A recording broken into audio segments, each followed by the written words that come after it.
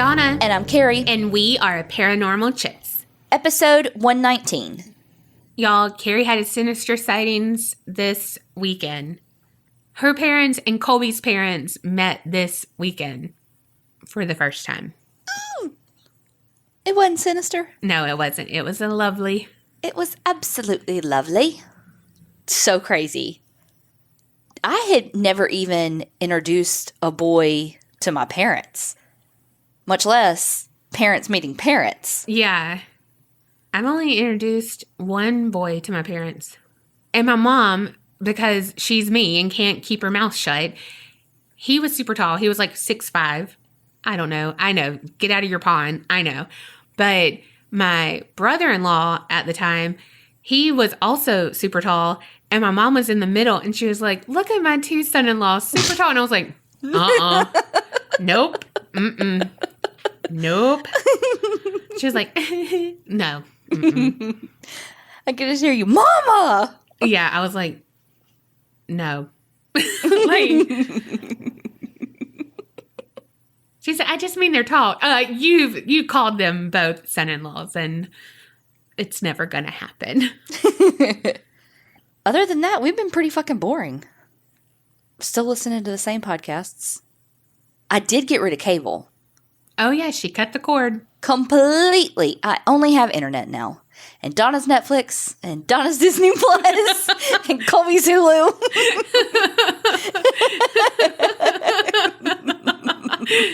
This bitch. That's true friendship right there. But on my Fire Stick, I have IMDb TV free. Obviously, like it has like a couple little commercials. And they have all the Murder, She Wrotes. And I have been watching all the Murder, She Wrotes when I go to sleep at night. Colby must love that. Well, sorry about you. Well, it was that in Forensic Files, so. Right. He put it on Supernatural the other night, though. I was like, way better. oh, you know what's way better than all of this? What? Patreon. Oh. Patreoners. Oh, I hadn't sang it like that in a long time. It was that ice cream we had. True. So thank you so much, Kelsey K from New Jersey. Do you work in radio? Because that would be an amazing radio name. Kelsey K? It would. Mm-hmm. Where's she from? New Jersey. Kelsey K coming straight to you from New Jersey. Okay, you should never work in radio.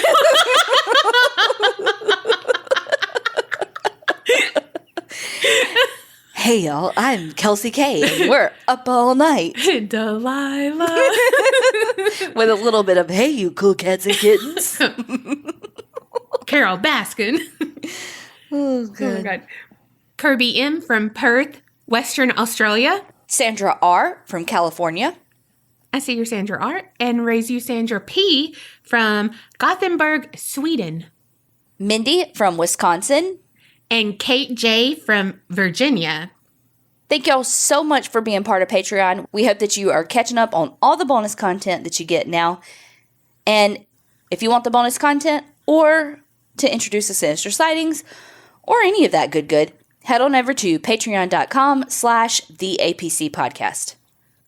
Okay, so for my story this week, I guess I should give a trigger warning because it does involve kids, and honestly, it's kind of a big fear of mine because it involves a home invasion.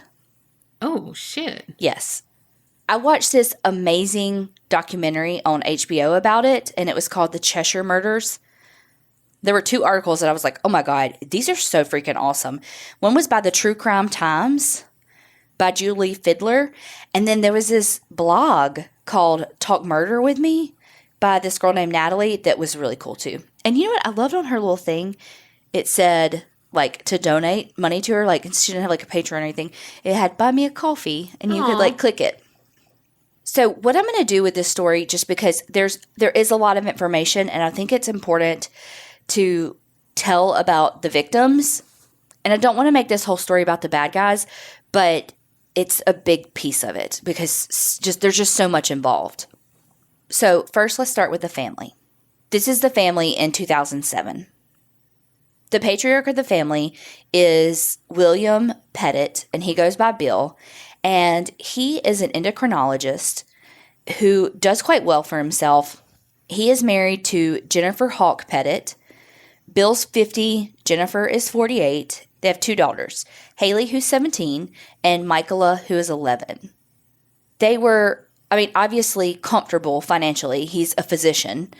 And they had a really nice house, and they lived in Cheshire, Connecticut. And Dr. Petit, the dad, he was like one of the top diabetes specialists. So, he did very well for himself, but they were very humble people. They didn't have they had a nice house, but they didn't have a lot of material possessions. They were very involved in the church. They were very involved in philanthropy and just doing things for the community that people didn't even know that they did. Jennifer is a pediatric nurse, and she actually has multiple sclerosis, but she is still doing her thing, and that's how she and Bill met. So this was actually cute. It was a little piece of a story, but they met when he was a third-year medical student, and she's a nurse. And he had come up to her and was trying to tell her how to do something. And she's like, no, bish, I've been a nurse a long fucking time. I know how to do this shit. And it was taking a patient's blood pressure. Oh, gosh. So, that's nursing. She could fucking do that, while in a coma. Yeah. She good, bro. And I think she, of course, they were very, proper and religious. Her father is a pastor. She didn't call him a bish, but in my head, she was like, this bitch. Right. After he finished medical school, they got married and had the girls. And, the kids were so pure and so just amazing. After Jennifer was diagnosed with MS, the oldest daughter, Haley, she started getting people to sponsor her in the Connecticut MS Walk. And she's, for 7 years she did it and raised over $55,000. Wow. Yeah. So it's I said, they were very philanthropic, but it was under the radar. You wouldn't, they didn't broadcast it. Haley wanted to follow in her dad's footsteps. She wanted to be a physician too. Growing up, she always went to the hospital with him while he did rounds and all that kind of stuff. And so that's what she wanted to be. Whereas Michaela, or they called her KK, she wanted to be a chef. And that's what they were doing on July 22nd, 2007. Michaela wanted to make dinner for the family, so she and Jennifer went to the grocery store so that they could, buy all the things for dinner. While they were there, what they didn't know is that there was a man who was trying to cash a check or something like that, and they caught his eye. Oh, gosh. And his name was Joshua Komisarjeski. As soon as he saw them, he was like, they look rich. They just caught his eye. So when they left, he followed them. And he followed them all the way to their house. And when they pulled in the driveway, he keeps going, obviously, because he's scoping out to see where they live to come back. And he is thinking, hell yeah, it's the biggest house on the street. So I'm going to refer to him as Joshua throughout the rest of the thing because his name, very hard. Well, he and a guy by the name of Stephen Hayes were partners in crime. They had both recently been paroled from jail and were in the same halfway house, and that's how they met. And like this article said, it was a match made in hell. Joshua, who was one that was, he was more of the robber of the two, and he brought Stephen in and was like, okay, we're going to do this. We're a duo now. We're going to rob all these places. Well, both of them, like I said, had been in prison for a little while, so they were a little rusty with the breaking and entering skills. And so they did a kind of test run on a different house. And it went really well. Joshua was the one that broke in, and Stephen waited outside, was kind of the lookout. Everything went swimmingly. So they decided it was time to do the real deal. And when Joshua saw Jennifer and Michaela, he was like, this is it. This is the house. They were thinking they were going to get cash and jewelry and all these things. And because it had gone so well before, they were like, we're going to be in and out and nobody's even going to fucking know. So Joshua tells Stephen the plan. And at 7:45 that night, Stephen texts Joshua and says, I'm chomping at the bit to get started. Need a margarita soon. Well, in this scenario, Josh is a little more the fuck boy and Stephen's more desperate. It feels like this in this text because he didn't respond for like an hour. So Stephen texts back and is like, we still on? And Joshua says, yes. Stephen says, soon? And Joshua says, I'm putting the kid to bed. Hold your horses. Doesn't that just break your heart? Like, he's like at his house. Oh my gosh. Putting his child to bed. And he's like making plans with Stephen to go break into this home. Yeah. Stephen replies, dude, the horses want to get loose. So around 11 o'clock, all the girls go to bed. Michaela gets in bed with her mom. And Haley goes to her room. And Bill is staying up, watching some TV, and he ends up falling asleep on the couch. Now, usually, Joshua was one that he kind of prided himself on being able to break into houses, stay in there for hours, and no one ever be the wiser. But this time, for some reason, I don't know why, he hit Bill over the head with a baseball bat. Holy Hannah. Could you imagine waking up to that? Like, No. Just confused and like, just what the fuck is going on? They tied him up, took him down to the basement, and then tied him to a pipe. But this is what's so weird. Joshua, like, ended up bringing him some pillows, like, for his head, for him to lean on, because he wanted him to be comfortable. What? Meanwhile, he's been beaten with a bat. So, okay. Right. Because they didn't just hit him once with the bat. Like, they hit him multiple times. Like, he was beaten, like, unrecognizably. And so they tell him, look, we just want the money. Tell us where your safe is. And he's like, I don't have a safe.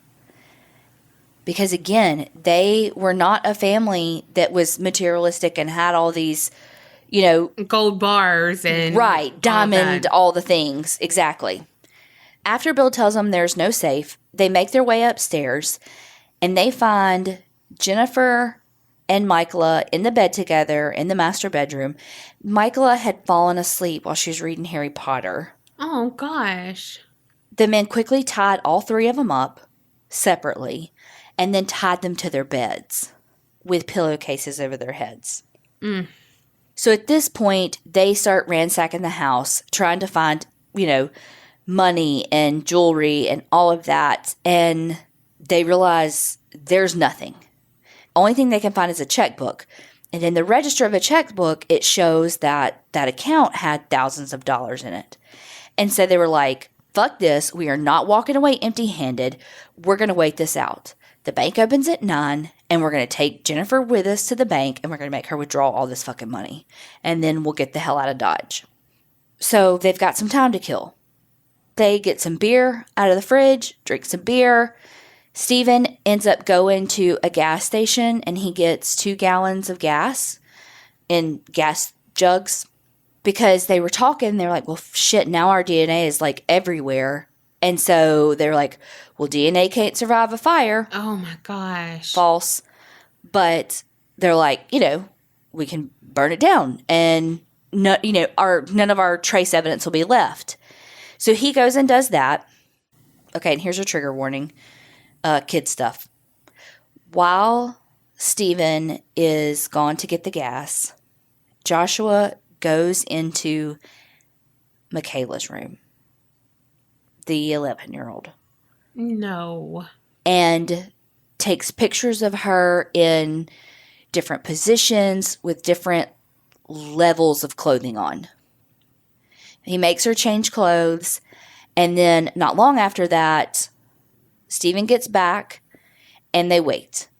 Finally, when it's 9 a.m., Stephen takes Jennifer to the bank. Jennifer was so calm and collected throughout the whole ordeal that she was even talking them through it because, their adrenaline's up and they were talking about taking her to the bank and like, here, just take your checkbook and your license, I guess. And she's like, I probably should take my purse. It's going to look weird if I don't have it. And so Stephen took her to the bank at 9 a.m. And when they get there, he tells her, if you fuck this up, I'm going to kill your daughters. Because they think that Bill is dead in the basement. When she gets to the bank, she walks up to the teller and she tells her what's happening. She stays as calm as she can because she knows that he is watching her from the car. Oh my gosh. And she says, I need $15,000 from my account. It has to be in 3 bundles of $5,000. There are people in my house. She said they have my kids and my husband held for ransom in the house. I need this money. Well, it's a joint account.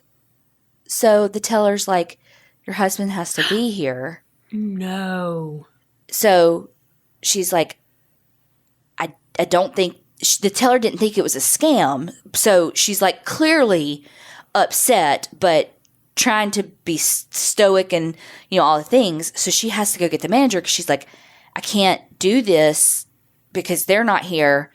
And so the manager's like, here's the money. As soon as the manager's finished, she runs back into her office, turns out the lights, and calls 911. This is what the bank manager said on the 911 call. She said, she explained to me that her family was being held, and as long as she got the money and got back to the house, everybody would be okay. I just knew from the look on her face and the look in her eyes that she was telling the truth. Her eyes told me, a look from one mom to another mom. Oh my gosh, heartbreaking. And really, that should have been it. They should have gone back to the house, left Jennifer there, taken their $15,000, and hit the road. But that wasn't the case. When Stephen and Jennifer got back, he found out that Joshua had forcibly performed oral sex on Michaela and raped her. He had taken video and pictures on his cell phone. So Joshua allegedly told Stephen, you got to even the score. And by that, he meant Stephen has to rape Jennifer. The timeline of this next little tidbit is a little bit different in different articles, but the majority of them have this. Stephen raped Jennifer to even the score between him and Joshua. Some things say that he strangled her before he raped her, which is the timeline I was talking about is a little bit different. But a few of the articles talked about when he heard some commotion downstairs, that's when he strangled Jennifer, and that was after the rape. The commotion they heard downstairs was Bill. Bill was still alive, and he could hear Jennifer being raped upstairs. And that's when he got this jolt of adrenaline that helped him break free of the ties, and he crawled his way to the neighbors to ask for help and for them to call 911. When he got to the neighbor's house, he was unrecognizable because he had been beaten so badly. When Bill got to his neighbor's house, look, this was his neighbor for 18 years. They knew each other. They were friends. Barbecues together, all the things, I think. I don't know. But he didn't even know who Bill was.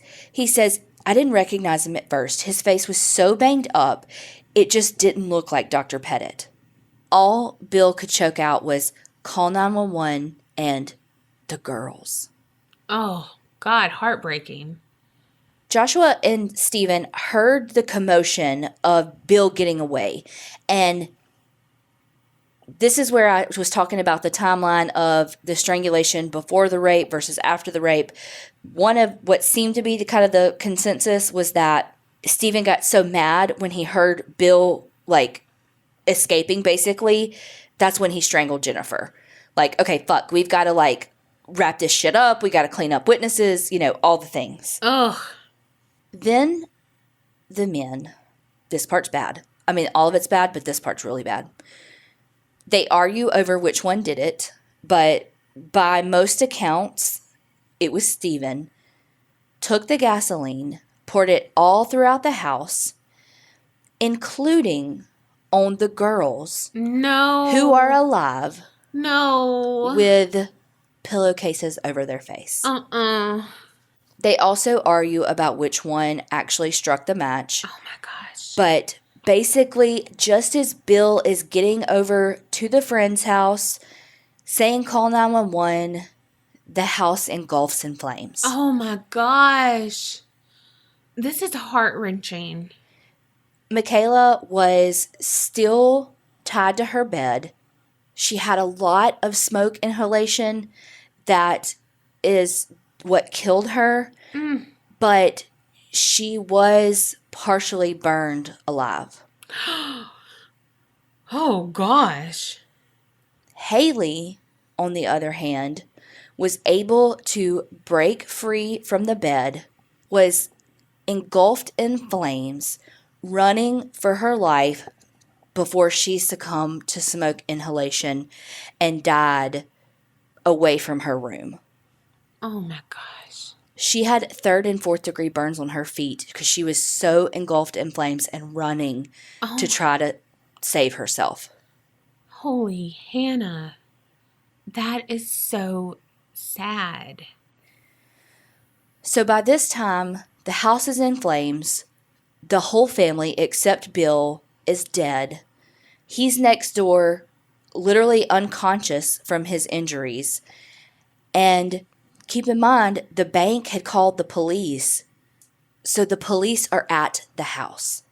They have the house surrounded when Joshua and Stephen try to flee in the Petit family car. The police force a car wreck and immediately arrest Joshua and Stephen. These wackadoos, if they just would have done their one dirty deed. But they couldn't. When they got arrested, Stephen immediately was like, there's 3 people still in the house. And Joshua was like, I don't know what this is about, kind of thing. Oh gosh. I hate him. Yes. I mean, I hate them both, but ugh. Again, both men were arrested. Bill survived. Lost his whole family, lost his house. They eventually tore the house down and made it like a garden, memorial garden for his family. There's a couple of controversies that surround this case. One is that basically the police got to their house like within minutes of them getting back from the bank. Wait, what? But it was, I guess, coded, for lack of a better word, as a hostage situation, which it was. And what they were doing was establishing a perimeter. And this part is kind of word on the street with the locals, is that off the record, the police who were there waiting for permission to like enter and set up the perimeter and all the things said that they could hear the girls screaming inside. Oh my gosh. Now, that's hearsay. That's total hearsay. It's people in the community saying that off the record, that's what the police officers said. So basically, the mayor, the city, all the things said, oh, the police did, like, gave them accommodations. Like, they did such a great job. They, you know, Bill's alive. And, you know, and it's like, but no, you could have avoided Jennifer's rape and the brutal murder of those girls. Jennifer's murder too. But so Jennifer's rape and murder, and then the most brutal way to die for that 17 and 11-year-old. Here's the other controversy. Both men, now we're going to talk about the death penalty here, and I'm just going to lay the facts out here. Y'all make your own decision, but I'm going to tell you my situational. I'm not going to say global. Nobody gives a fuck about my opinion about the death penalty globally, but in this situation, I'm going to give you my opinion. Both of those men said, we'll plead guilty if you take the death penalty off the table. The DA said, abso-fucking-lutely not. So they had a trial. after they were convicted, before the penalty phase, the state of Connecticut, their like Senate or House, I don't know, I should know more of this shit, stuff like that. Politics are confusing. But anyway, they had voted to abolish the death penalty while they were about to start the sentencing phase. Well, the governor vetoed it. So then they started the sentencing phase. Both men were sentenced to death. So you get these automatic appeals that happen when someone's sentenced to death. And then after all of that, Connecticut repealed the death penalty anyway, and they both got their sentence commuted to life in prison without parole. So that state spent $7 million trying them when their sentence was commuted to life in prison without parole anyway. They said, we will plead guilty. A couple of things I want to say about that. One, they confessed like right off. Joshua, I wanted to reach into the TV and punch him because that motherfucker, when he was doing his confession. Was he smug? He called Michaela KK, which is her fucking nickname. Like, even the police were like, KK, and he, like, is that, like, her nickname? And he was like, yeah, that's what her family called her. Like, fuck you. That flew all over me. I was like, that piece of shit called that poor child her fucking nickname. Like, you fucking know her. Like, I'm sitting straight up, y'all. Like, oh, shit. Yes. Oh, shit. Yes. I'm talking like blood boiling, steam coming out of my ears. If I was a fucking cartoon, I'd have been red as a hornet. Hornets aren't red, but you get the point. Mad as a hornet, red as a something. Oh my God, I was so fucking pissed. But here's the other thing about the death penalty. The family wanted it. So from a state's perspective, I'm like, what a fucking waste of money. And I don't think that it should have come to that. I know that that's what Bill wanted, and Bill has an organization now that helps families and stuff, and he's even in politics now, and I mean, fought tooth and nail to the very end for the death penalty. But from a fiscal standpoint, from like a state side, like, why would you, one, put that family through that, and two, spend all that money? I know it's not about the money, but so not only did they put the family through that, the jurors were given free counseling after, because they had to see the pictures on Joshua's phone. They had to hear all this testimony about what happened from the medical examiner, the state of their bodies. I mean, think about all that you just heard that's so horrible and so traumatizing. And think about being a member of that jury and having to listen to that. And so it's just like, all of that could have been avoided. But again, I mean, that my opinion is they shouldn't have tried to get the death penalty. I don't think so. When you've got someone that's offering to plead guilty and to save the family from all of that. But the family wanted the death penalty. So that would be going against the family's wishes. But how do you put a price on a life, on 3 lives? I mean, you're right. You're totally right. It's hard. That's hard. I mean, because again, you're totally right. And you're more like death penalty than I am, you know, about like. Oh, yeah. I'm definitely pro death penalty. But like, you're right. It's so hard because the family wanted it. But it's like, in the end, it was commuted to life in prison anyway. So it's like they went through everybody. The family, the attorneys. Well, the state of Connecticut did them dirty. But even the community went through so much, because it was like it never got a conclusion, because every single time, okay, they're convicted. Oh wait, are we going to have the death penalty? Okay, we got them convicted with the death penalty, you know. Oh wait, now they've abolished it. And so all that time while they were fighting it, it just is like constantly bringing it up, and this community can't heal.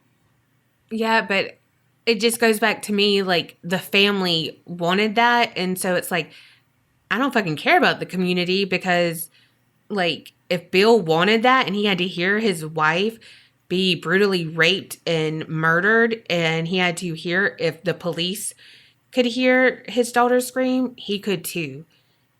You know, like if I had to do that, like I don't fucking care if y'all have to see the pictures, if y'all have to do whatever. Like this is what I want. And like I had to suffer, you too then. Like you see what these motherfuckers did. Yeah. Like you let that happen to your family. You don't want it to happen? Okay. I just think even anything like that would happen to my mom or something, But like I would fight all that I could, just like Bill. Like I don't fucking care what it costs, what I'd have to go through to get that justice that I think they deserve. Well, yes, I hear what you're saying, but also it's not like it was a trial of did they do this or not. You know, that wasn't. The trial was basically, are there mitigating circumstances to warrant a death penalty kind of thing. So to me, it feels like the trial wasn't about justice as much as it was about revenge.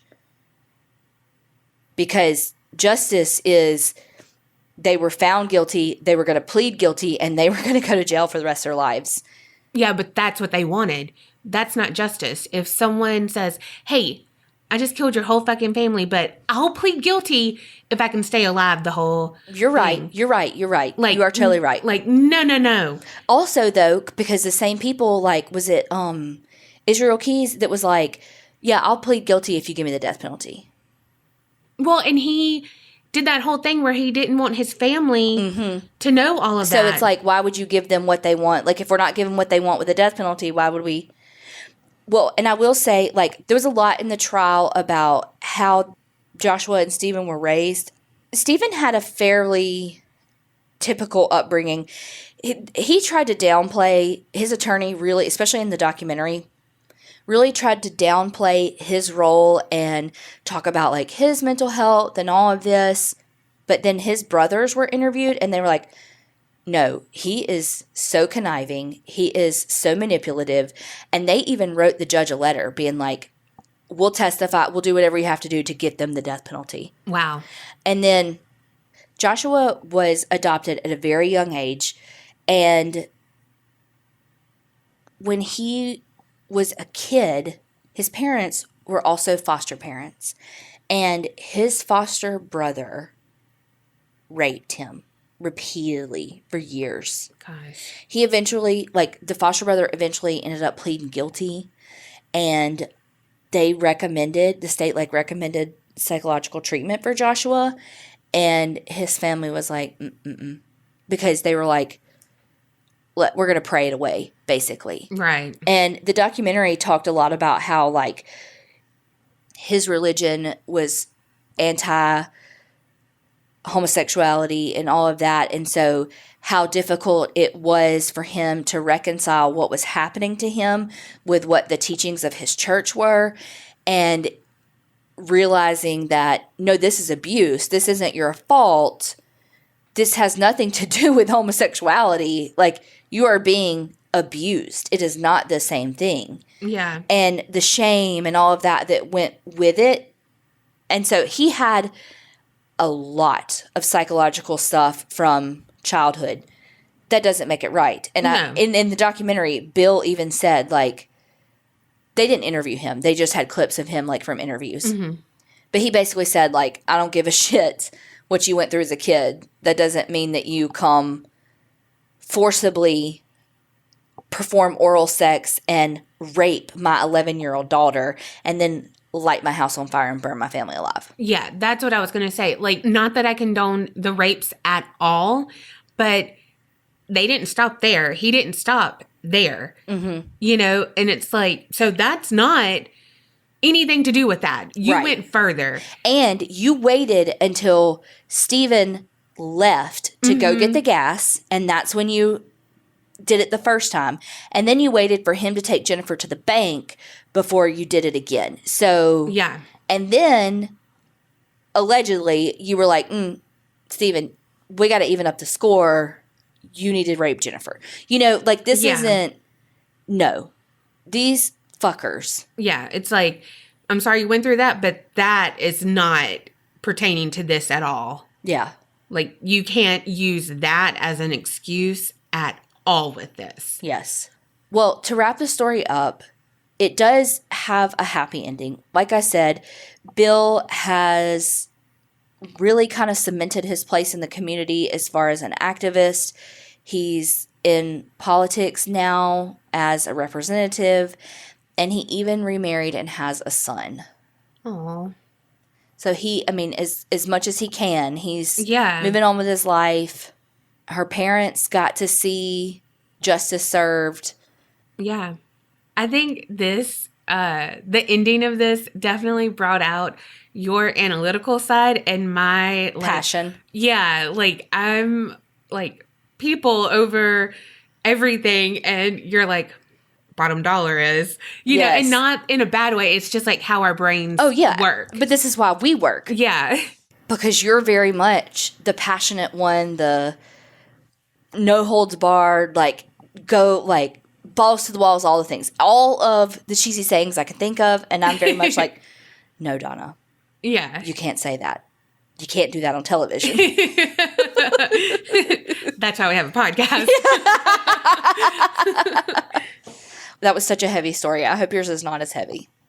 Well, the story I'm doing was suggested by Kayla Newkirk in the Facebook group, and she saw it on the Travel Channel's Haunting in the Heartland and was like, this family has been through some shit. So, of course, I had to go check it out for myself. There's also a movie on Amazon Prime that's free if you're on Prime that I watched, and it's called A Haunting on Dice Road, The Hell House. And it was pretty good. It's by the same guy who does the Haunting in the Heartland. Okay, so picture it. Merrill, Michigan, 1951. Harold and Mabel Pomeranian built the house that they thought would be their family's dream house. Dwayne and Terry were their sons who were born after the house was built, and so far their dreams were becoming a reality. They had the family they always wanted, and it was in the country, so it was quiet. The boys worked on the farm with Harold and his dad. All of that. It was just picture perfect, the 1950s, 1960s. You know what I mean. Classic nuclear family, 2 kids, 2 parents, living the dream. But it wouldn't be one of your stories if that was the case. Exactly. I mean, the classic nuclear family is some people's nightmare, but I digress. True. Harold and Mabel lived in the house for a total of 20 years. Dwayne lived there for 19 and Terry for 17. And for most of those years, again, it was idyllic. But in 1974, everything changed. The first thing was banging or pounding. It was one night at like 1 a.m. Everyone was asleep, and all of a sudden there was a pounding on the kitchen window. It actually shook it so hard, so many times, that it shattered the glass and the shards fell into the sink.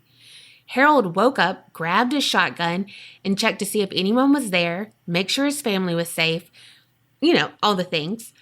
Once he couldn't find anyone on the property, he called the police and filed a report of a prowler on their property. Because, yeah, I mean, like, the window's broken. Who goes straight to, oh, gotta be a ghost or whatever the fuck it is? Yeah. The police investigated but could not find anything like footprints outside near the windows or, like... anything. Yeah, anything. No damage to the exterior. This continued for a bit because Harold was adamant that every time he came home from work, the pounding would begin. Well, it came to a point that the chief was like, okay, I'm going to stake out his house and see if he calls. And if he does, I'll be right here to see if someone's on the property and catch them and put an end to this. Well, before long, dispatch reported a complaint about someone banging on the house. And so he shined the spotlight because he was like driving up to it, shined the spotlight, could not see anyone or anything. And dispatch is like, no, someone's still beating on his house. Like they can hear it? Yeah. And Harold is upset because, I mean, this is weeks, like night after night after night. And so he's like... at his wit's end. Yes. So the officer pulled into the driveway, parked, and was getting out to talk to Harold. Well, when he got outside, the light that was outside of the house went out, but there was some kind of noise with it. And the closer he got to it, he saw that the lights were not turned off. They exploded. Oh, shit. Odd, but he shook it off and, oh, that's weird. And he talked to Harold, walked around the property, the whole thing. He didn't see anything. Surprise, surprise. And went back to tell Harold that he didn't find any evidence. When he was saying goodbye, there was a picture that fell straight down off the wall. And he said that when they inspected it, the hook and everything was fine and still intact. And the nail was too. So how did it basically jump off of that but fall straight down? So again, he was like, odd. Mm-hmm.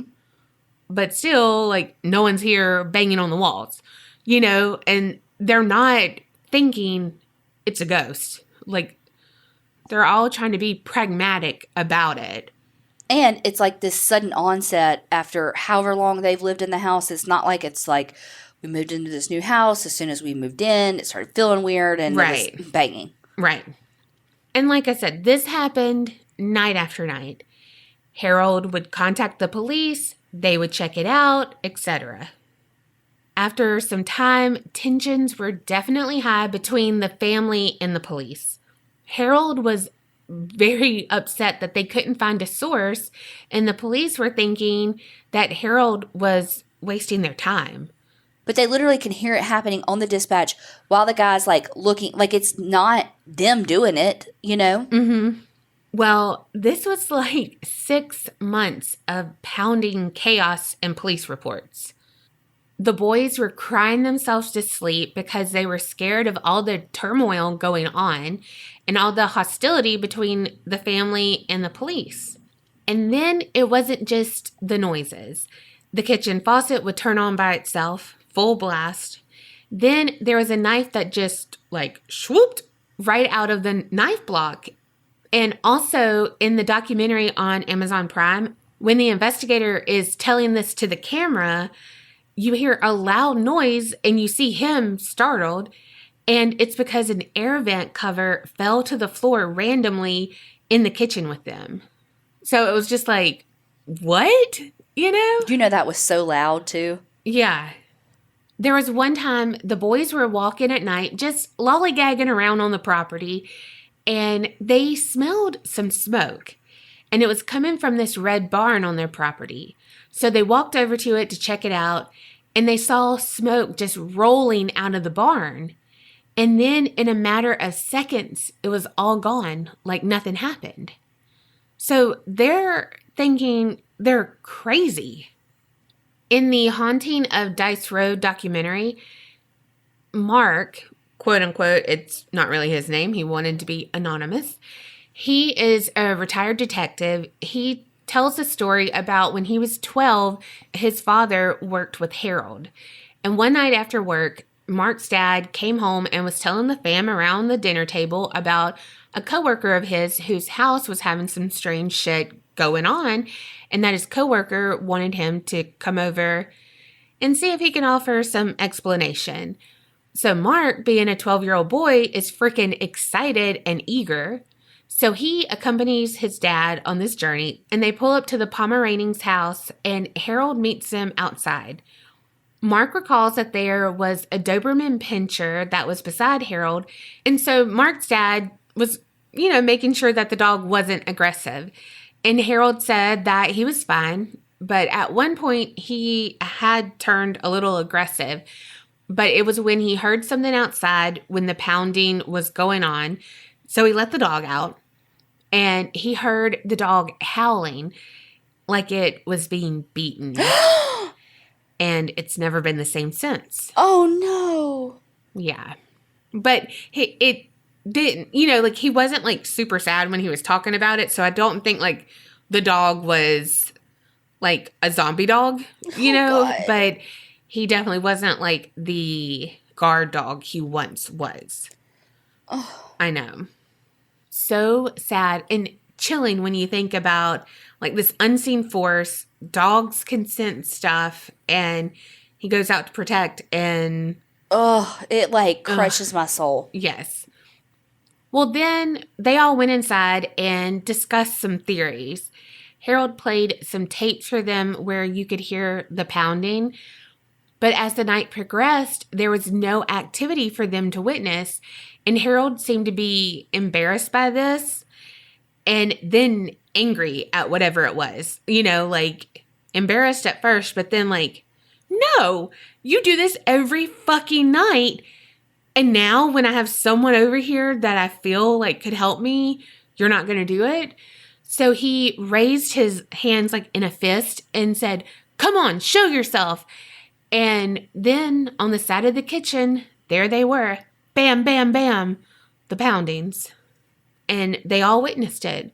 There were 2 plates on the wall, and the plates were bouncing, you know, with each pound.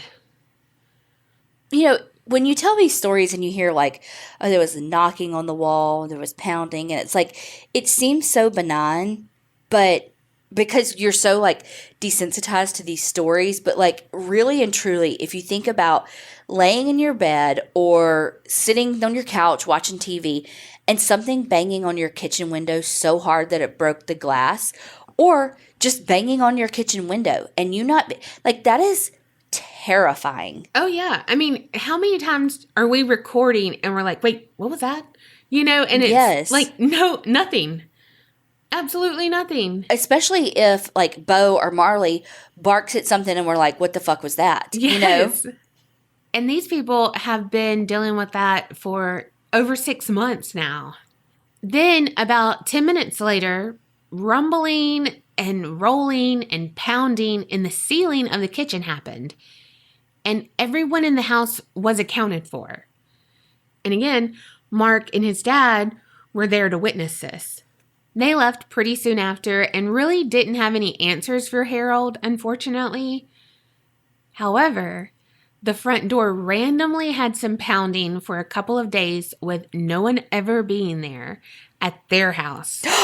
Yeah, and so they took this as a warning and never went back to Harold's house again. Holy shit. Yeah. Did they tell Harold and them that they had that? Like, I don't know. Like, I would want to tell them so that they could be like, look, I mean, I know you're in this alone, but probably shouldn't bring anybody else into it because it's going to follow them home. Probably not, just because they were terrified to, like, I don't want to talk about it. I don't want to bring it up. And True. Whatever, you know. On Halloween night, Mabel called the Saginaw County Sheriff's Department and reported pounding on the home. Well, the family didn't know that the cops had the home under surveillance at that time. Oh. So they had 2 deputies sitting on them. And the deputies watching the home were like, nothing's moving outside the home. Like, we can't see any activity. But again, she's frantic and reporting this, and, you know, and it's just like, we can't confirm anything.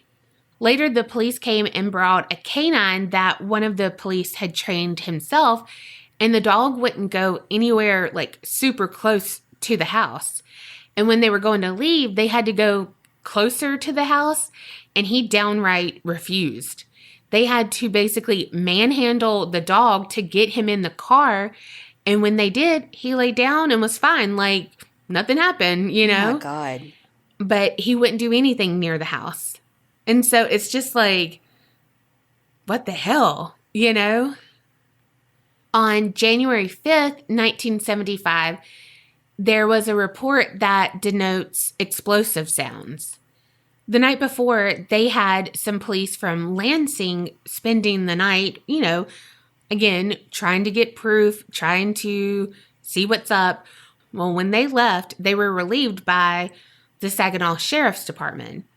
Well, there were 3 deputies there, I think, at that time, and they were all present in the home, and they documented 13 blasts occurring in a nearly 2-hour period from 1:50 to 3:34 p.m. And it really was like explosives. So it wasn't just pounding anymore. These were completely different sounds. There was one officer who was trying to get a statement while the explosives were going off and all of that. Back at the station, he was like, look, I don't want to go back on that property. Like, I'm not going back because I felt something pushing back on my chest. It was God. heavy on my chest and like, I'm not messing with it. You know, like, mm-mm. And he heard the explosives and like, what the hell is going on? And then on January 21st, 1975, there was a story that came out front page of the Saginaw News. Deputies who had spent the night in the house, they told the reporter that they heard the first name of the owner, Harold, come down from quote unquote somewhere. And the article also had statements from police that said even with the gas, electricity, everything you can think of to make noise turned off, the sounds continued. So, they tried to debunk everything, but they persisted. Well, Harold was pissed about this because no one contacted him about this article.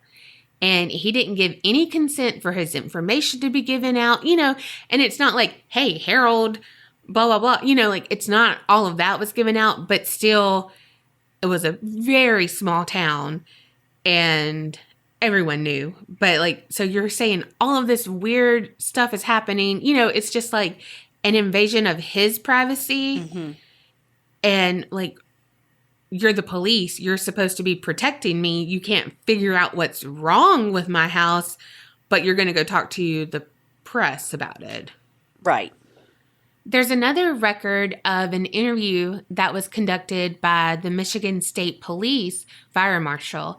And this is because while the Pomeranian family were getting ready for church for Ash Wednesday, they started to smell smoke. And when they went searching for the source, they found a roll of toilet paper that had caught fire in the bathroom. It was on the holder, normal. It was smoking so bad that it began to fill the bathroom and bellow out into the hall from just that toilet paper. The police wanted to administer lie detector tests to one of the sons, Dwayne, but since he suffered from epilepsy and was on, quote unquote, large amounts of medication, they decided against it, that it would be inconclusive. Well, then there's a continuation of the report where the fire marshal said that the roll of tissue rolled in a normal fashion would not be able to get sufficient oxygen to produce enough heat to sustain burning, calling it, quote unquote, next to humanly impossible for that fire to happen. Damn. Also, if it was like burning that much and that hot and it was creating that much smoke, like how did it not catch like the drywall behind it on fire? Yeah. Well, they tested for fire accelerants. There was nothing. No foul play. No burning on the wall. Like nothing. It was just the toilet paper. And like you said, how is it not spreading to anything that it's touching? Mm-hmm. The Saginaw County Sheriff's Department was baffled. The Michigan State Police couldn't figure anything out. They had people from different universities, come to research different things. They had turned to their pastor, and then when he came and blessed the house, it got worse, And so then Harold reached out to a Catholic priest. He came, and again, it got worse, And so no one could say what it was, do anything to help the family, and do nothing. So a year later, the case was closed after a fire forced the Pomeranian family to move out.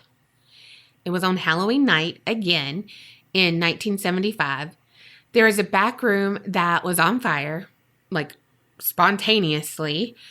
And they had all of their family memorabilia, like pictures, children's paintings, all of that. And so a lot of stuff that would accelerate the fire. Mm-hmm.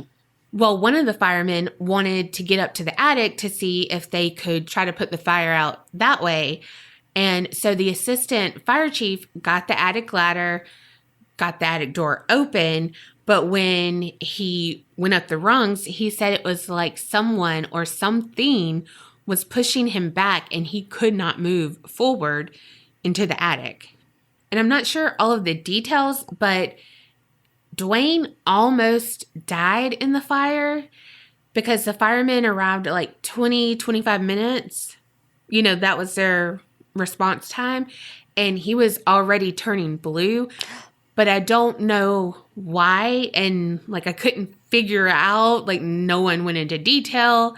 And this was on Haunting in the Heartland. And Dwayne heard his brother giving this interview.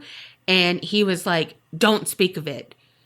You know, and he was like, how would you like it if you almost died? And now you're having to, you know, like, speak about this. Like, don't do it. He was like, that's work of Satan, you know? And so, like, they stopped talking about it. And so I was like, damn it, Dwayne. Right. Like, I need to know more.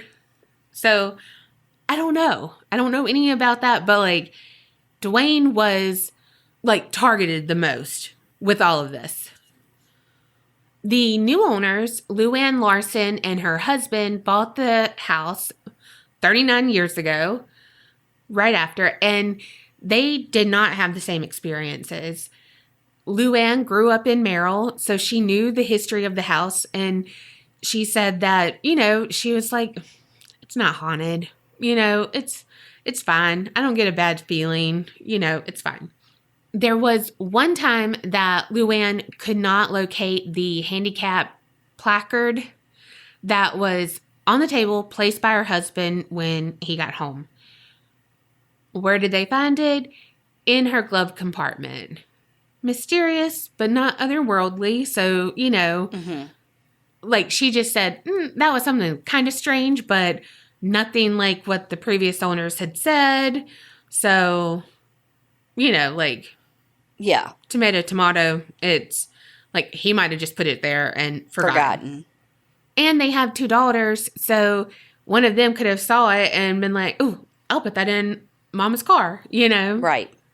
However, there was this one moment where their antique radio started to crackle. Might not seem weird or eerie, but here's the thing. It wasn't plugged in. Not supposed to do that. Right. And also their daughters, who were adults at this time, they heard some pounding when Stephen, the guy who was doing the documentaries, when he was investigating, but they hadn't heard it before, really. So he could have been bringing it up, you know, like who knows? But it's not like the house was targeting this new family like it was the Pomeranians. One other thing, when they were investigating the barn on the documentary on Amazon, there were footsteps above them in the hayloft, and you could see the dust and debris falling around them with each step, but nothing's up there. And they couldn't, it was like old and decrepit, so you can't go up there, but what's up there? Well, I was going to say, if they can't go up there, then nobody else can. So exactly. What was it? Yeah. Okay. So there is a theory, and I just want to put it out there. The guy who did the documentary and the show, Steve Shippey, he believes that the haunting was caused by a neighbor who was allegedly a witch. She had approached Harold multiple times to buy his home, and he was like, you have a home right across the street. What the hell? Why you want this one? Yeah. And so he denied her repeatedly. Well, finally it came to, the kind of fight where he said some choice words and all of that. And so Harold was like, that could have been the time that she was like, I'll show you. On the Amazon documentary, they interviewed some of the neighbors and like people in Merrill, and they said that, like allegedly she was a witch. She didn't do anything to dispel the rumors. Oh, look at you. A little pun. I didn't even get it.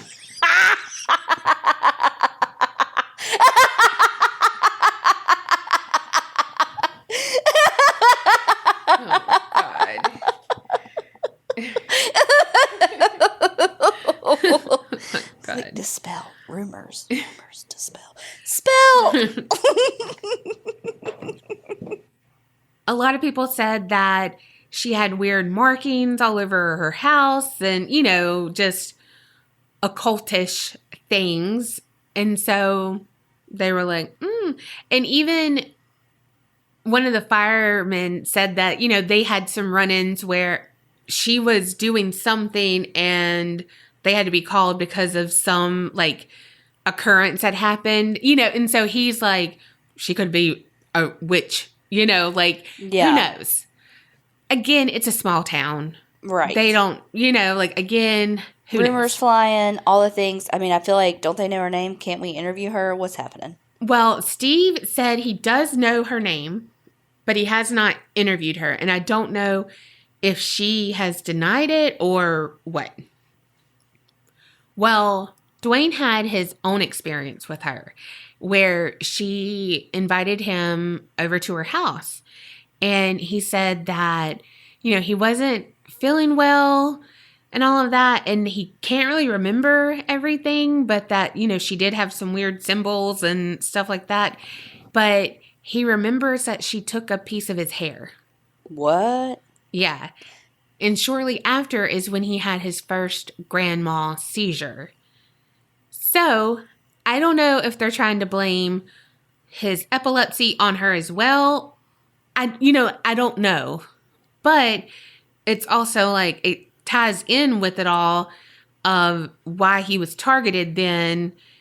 But he also could have had as some sort of like focal seizure while he was there. Mm-hmm. And that didn't really happen.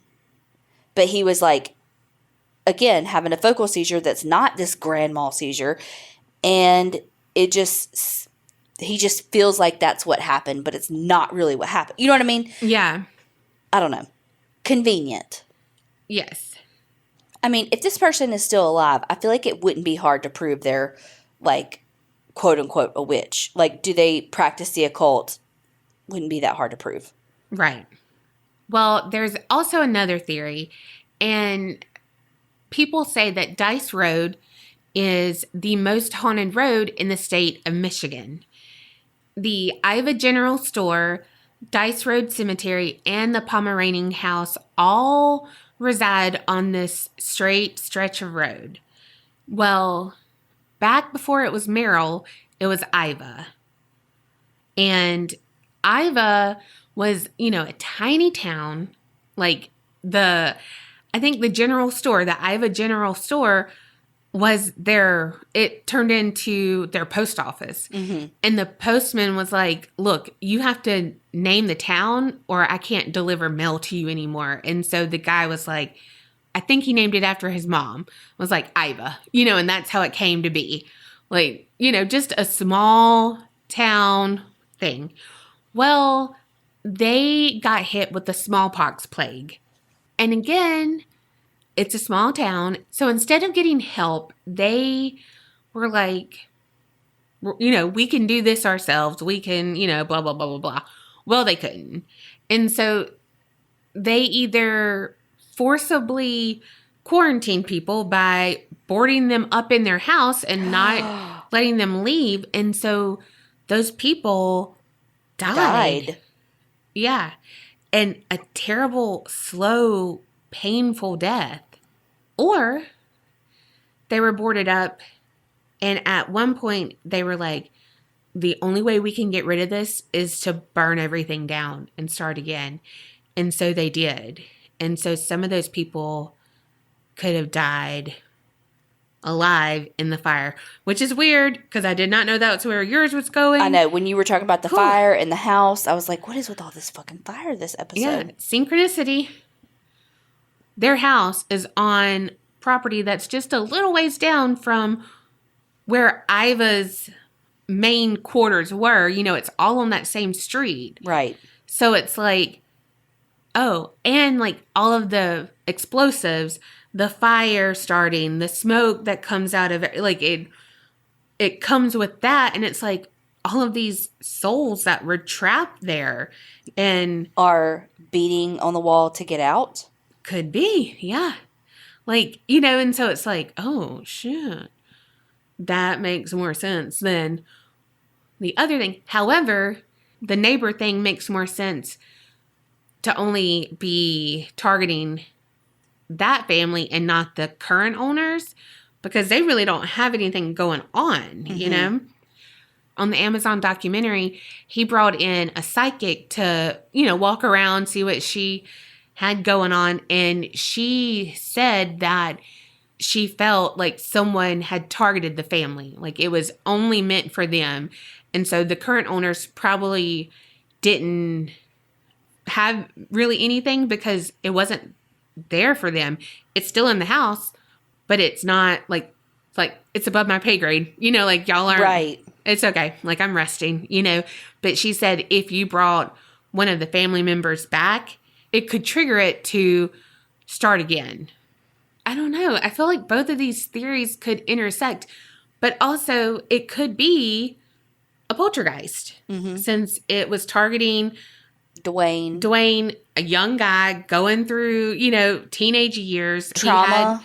He had epilepsy. So, you know, vulnerable, then angsty from teenager with the trauma of a like seizure disorder. Like, who knows? But after the Pomeranians left the house, they didn't have any more trouble. But again, like, who knows? It's like chicken and egg and I just want to know all these answers. Well, there is one thing we can learn. Be nice to fucking people, and then you won't get a fucking curse. True. I just hate when there's not an answer. Like, again, your story, we have no idea. Not an answer. But even, like, with my story, like, there's not an answer of which is the right decision. Like, the death penalty versus life in prison. As far as what the prosecution should have sought. Yeah. Because, again, we could sit here and argue, like, both sides of my story and all the different theories in your story. And it's like, which is right? Beats me. Which is why we're just lowly podcasters that talk about it. Well, y'all tell us what y'all think. Because we don't fucking know. But what we do know, y'all should remember. Creep it real and don't get scared.